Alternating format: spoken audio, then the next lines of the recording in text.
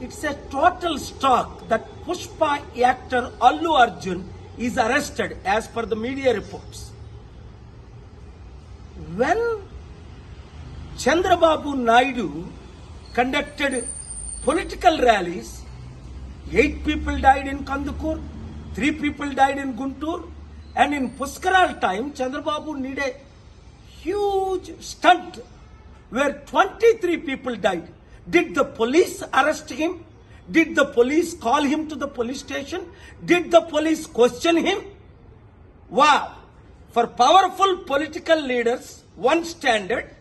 For ordinary people and actors, other standard. చూడండి, Pushpa actor Allu Arjun ఇప్పుడు పోలీసులు అరెస్ట్ చేశారట.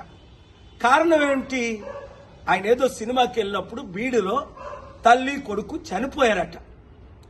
మరి